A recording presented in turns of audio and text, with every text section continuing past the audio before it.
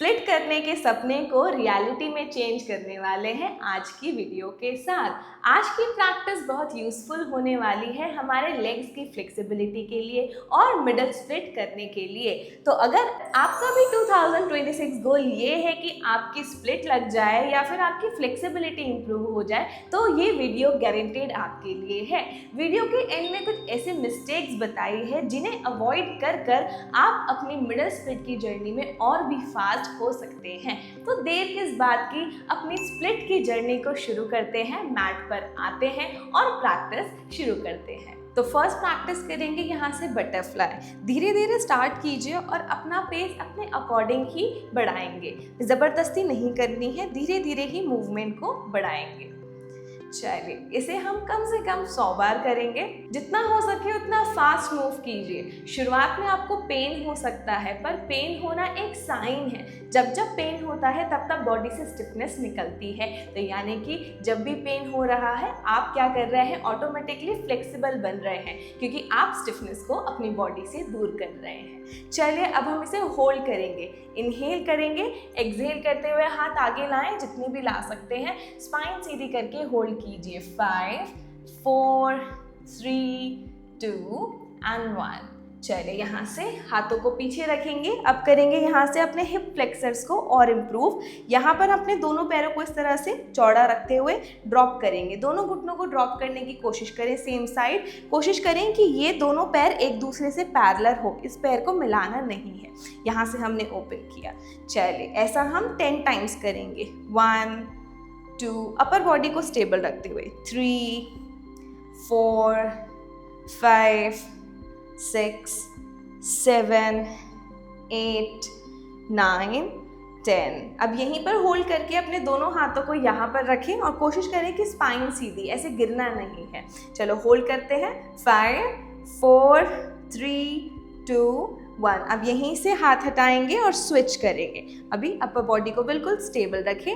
5 4 3 2 1। चलिए, रिलैक्स करते हैं। आगे बढ़ेंगे अपने हिप सर्कल के साथ। यहाँ पर ज़्यादा से ज़्यादा हम हिप मूवमेंट करेंगे, तभी जाकर हमारी जो स्प्लिट है हम वो बहुत ही अच्छे तरीके से कर पाएंगे। ठीक है, तो चलिए आगे बढ़ेंगे। यहाँ पर हिप फ्लेक्सर्स के लिए हम क्या करेंगे, हिप का rotation, internal rotation and external rotation. तो इसके लिए आप इस तरीके से टेबल टॉप पोजीशन में आएंगे। अब हमने क्या करना है, ये नी को बाहर इस तरीके से रोटेट करते हुए, इमेजिन करो कि आप अपनी नी से एक सर्कल ड्रॉ कर रहे हो। ये क्या हो गया हमारा रोटेशन। इस तरीके से एक्सटर्नल रोटेशन, इस तरीके से नी मूव करेंगे। 5 काउंट्स।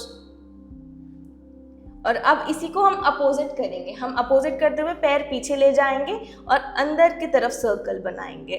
जितना हो सके उतना बड़ा सर्कल बनाएंगे, जिससे हमारे हिप क्या है और ओपन हो जाए।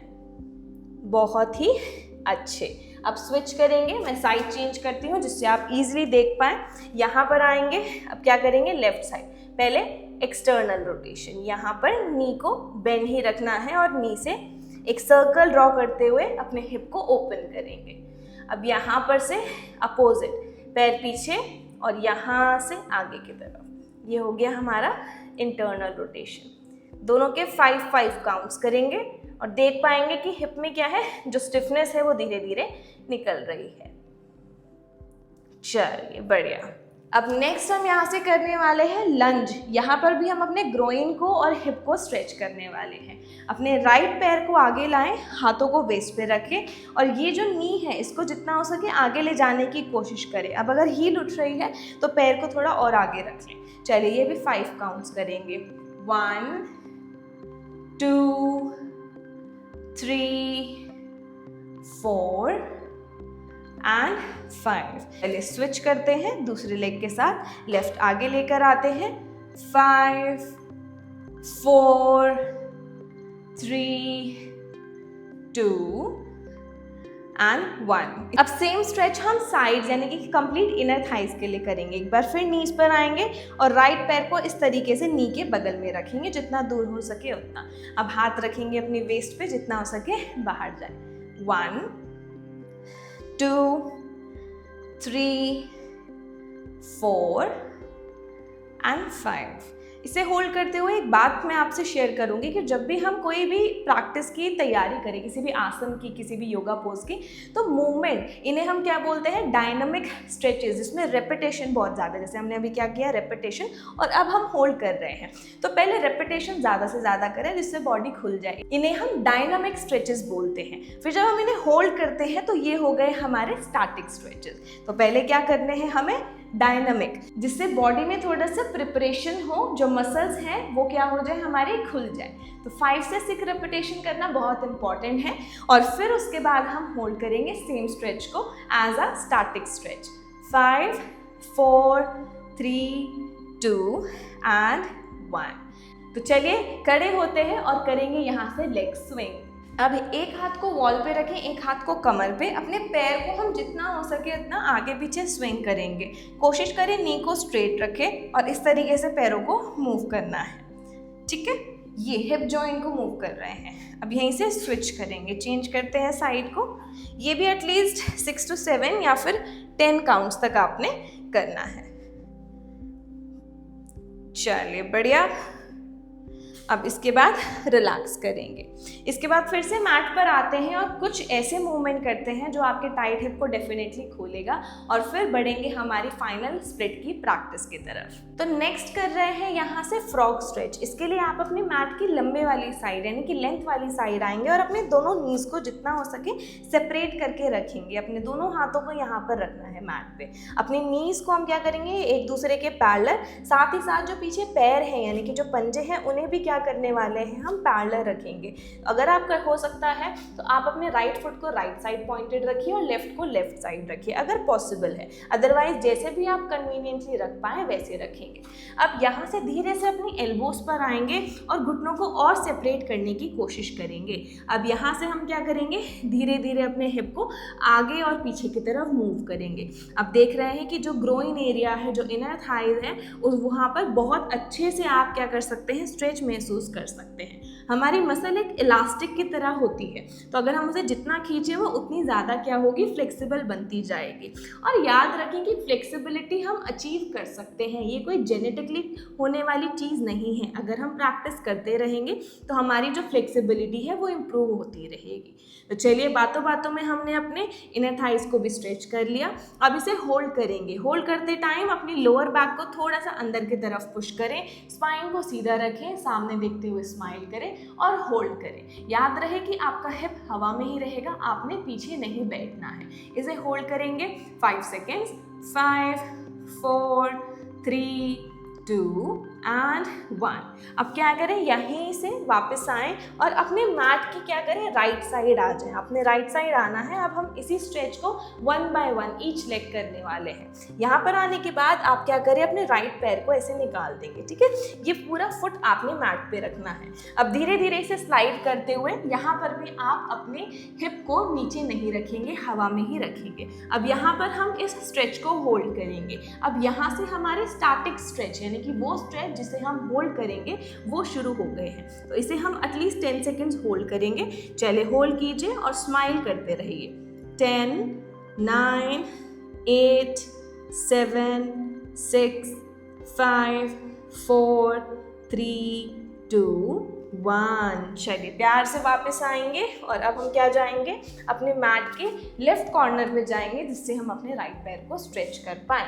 अगर आपकी नी में बहुत पेन हो रहा है, चुभ रही है, तो आप अपने मैट के अपने नी के नीचे तकिया रख लें या फिर आप अपने मैट को ही फोल्ड कर लें। चलिए अब यहाँ से हम दूसरा पैर स्ट्रेच करेंगे। फिर से फोर आर्म्स पे आएंगे। पीछे वाला पैर रिलैक्सिंगली रखा है, राइट पैर को जितना हो सके खुद से दूर ले जाएं। होल्ड करेंगे, इस नी को स्ट्रेट रखने की कोशिश कीजिएगा।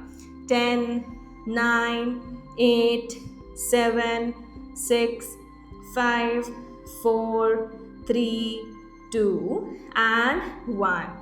चलिए वापस आएंगे, थोड़ा सा रिलैक्स करते हैं और फिर आगे बढ़ेंगे आखिरी 2 फाइनल स्ट्रेच के साथ, जो काफ़ी हेल्पफुल हैं आपकी मिडल स्प्लिट अचीव करने में। अब सेकेंड लास्ट स्ट्रेच के लिए आपको वॉल की ज़रूरत पड़ेगी। इसके लिए आप क्या करेंगे, अपनी पीठ के बल अपनी बैक पे लेट जाएंगे और जितना हो सके अपने हिप को वॉल के नज़दीक रखेंगे। रखने के बाद अपने दोनों पैरों को आप क्या करें, इस तरह से वॉल पे सीधा कर लें। कोशिश करें कि पूरा हिप टच हो जिससे आप मैक्सिमम स्ट्रेच फील कर पाएँ। अब धीरे धीरे अपने पैरों को आप जितना ओपन कर सकते हैं आपने उतना ओपन करना है। याद रहे नी स्ट्रेट रहेगी, टोज अपनी तरफ इन पॉइंटेड इन रहेंगे। अब यहाँ पर हाथों से, हल्के हाथों से अपने दोनों इनर थाइस को आप क्या करें, नीचे की तरफ पुश करें। अगर यहाँ से प्रेशर नहीं आ रहा है तो हाथों को नीज पर भी रख सकते हैं। धीरे धीरे अपने दोनों घुटनों को, दोनों पैरों को मैट पर जितना हो सके उतना नीचे ले जाने की कोशिश करें। अब यहाँ पर ब्रीदिंग करेंगे और 10 सेकेंड्स रुकेंगे। चलिए होल्ड करेंगे 10, 9, 8, 7, 6, 5, 4, 3, 2 एंड 1। अब यहाँ से वापस आने के लिए आप धीरे से अपने नी को बेंड कर सकते हैं, दूसरे नी को बेंड कर सकते हैं और फिर प्यार से साइड में करवट लेकर इस प्रैक्टिस से निकल सकते हैं। अब लास्ट ड्रिल आती है जो बहुत ही ज़्यादा इंटेंस होने वाली है। अभी तक जो वार्म अप किया वो यहाँ पर हेल्प करेगा। याद रहे वार्म अप स्किप कभी नहीं करना वरना इंजरीज के चांसेस हो सकते हैं। ऐसी ही मिस्टेक्स हम बात करेंगे जस्ट इन फ्यू मिनट्स। इससे पहले हम अपनी फाइनल स्ट्रेच को अचीव करने के लिए ये स्ट्रेच कर लेते हैं। जो ये लास्ट स्ट्रेच है ये हम लास्ट में इसलिए कर रहे हैं क्योंकि ये सबसे ज़्यादा इंटेंस है और हमारी बॉडी वार्म अप के साथ ऑलरेडी इम्प्रूव हो चुकी है। तो इसको करने के लिए हम सबसे पहले मैट पे खड़े हो जाएंगे और अपने दोनों पैरों को क्या करेंगे, सेपरेट करना शुरू करेंगे। आप ये प्रैक्टिस क्या कर सकते हैं, सॉक्स पहन के भी कर सकते हैं। इससे आपको इजीली क्या होगा, स्लाइडिंग मिल जाएगी। पर याद रहे कि बॉडी आउट ऑफ कंट्रोल ना हो। कई बार हम बॉडी को क्या कर देते हैं, संभाल नहीं पाते और बॉडी आउट ऑफ कंट्रोल जाती है और हमारा जो स्ट्रेच है वो क्या हो जाता है, इंजरी में बन जाता है। तो याद रहे कि अगर आप सॉक्स पहन रहे हैं तो बॉडी को कंट्रोल के साथ रखना है। अब यहाँ पर हम अपने दोनों नीज को जितना हो सके सेपरेट करेंगे। सेपरेट करने के बाद हम यहाँ पर अपने फोर आर्म्स को लेकर आएंगे। याद रहे कि आपके पूरे पंजे मैट पे रहेंगे। अब यहाँ पे लगातार अपने आप को क्या करें, नीचे जाने दें। जितना नीचे जा सकते हैं उतना नीचे जाएंगे और इसे हम होल्ड करेंगे। ठीक है, 10 सेकेंड्स के लिए होल्ड करेंगे। 10, 9, 8, 7, 6, 5, 4, 3, 2, 1। अब यहीं से चेस्ट वापस लेकर आएंगे धीरे धीरे और क्या करेंगे, टोस को ऊपर रखते हुए हम पीछे बैठने की कोशिश करेंगे। आप ये स्किप भी कर सकते हैं अगर आपके और फ्लोर के बीच में बहुत ज़्यादा डिस्टेंस है। उसमें आप क्या करेंगे, आप यहाँ पर निकलते टाइम क्या करें, अपनी नी को ड्रॉप करें और फिर इस तरीके से प्यार से वापस आ जाएं। इससे क्या होगा, इंजरी के चांसेस नहीं होंगे और आप स्मूथली अपनी प्रैक्टिस कर पाएंगे।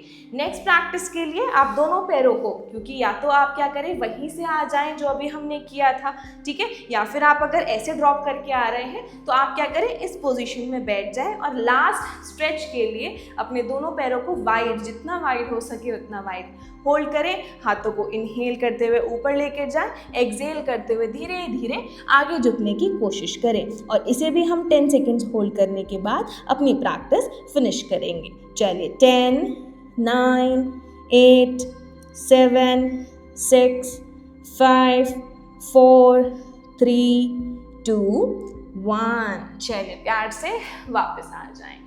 अब हम अपने दोनों पैरों को क्लोज करेंगे और रिलैक्स करेंगे।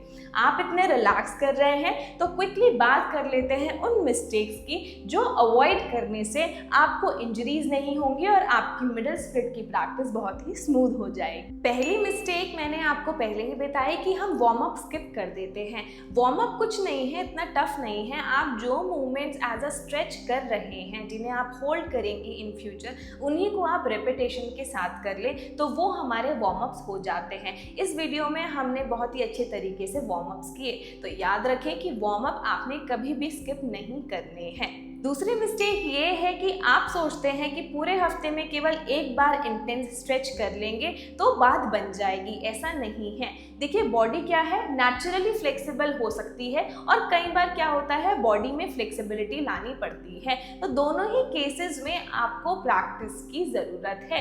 तो कोशिश करिए कि अपनी प्रैक्टिस के साथ रेगुलर रहिए और उसको इनफ टाइम दीजिए। केवल ये नहीं कि आप हफ्ते में एक दिन 1 घंटे की प्रैक्टिस कर रहे हैं और सोच रहे हैं कि हमें क्या हो जाए, फ्लेक्सिबिलिटी अचीव हो जाए या हमारी स्प्लिट की प्रैक्टिस हमारी सक्सेसफुल हो जाए। तो ये हम क्या कर सकते हैं, अवॉइड कर सकते हैं। तीसरी गलती ये है कि हम सोचते हैं कि हम फ्लेक्सिबल ही नहीं हैं। कुछ कुछ बॉडी टाइप्स ऐसे होते हैं जो नेचुरली फ्लेक्सिबल होते हैं, बट पर्सनली मैं अपनी बात करूं तो मुझे 3 से 4 साल लग गए एक नेचुरल फ्लेक्सिबल बॉडी अचीव करने के लिए। तो ये सभी में वेराई करता है। जो फ्लेक्सिबिलिटी है वो अचीवेबल है, यानी कि अगर हम प्रैक्टिस करते रहेंगे तो वो अचीव हो जाएगी। तो ये चीज़ अपने माइंड से निकाल दें कि ये सब चीज़ें सिर्फ फ्लेक्सिबल लोग ही कर सकते हैं, जबकि असल में ये सब चीज़ें कर कर ही आप फ्लेक्सिबल बनते हैं। लास्ट बट मोस्ट इम्पॉर्टेंट चीज़ कि हम इन एक्सरसाइजेज यानी कि इन इंटेंस स्ट्रेचेस की प्रैक्टिस डेली ना करें।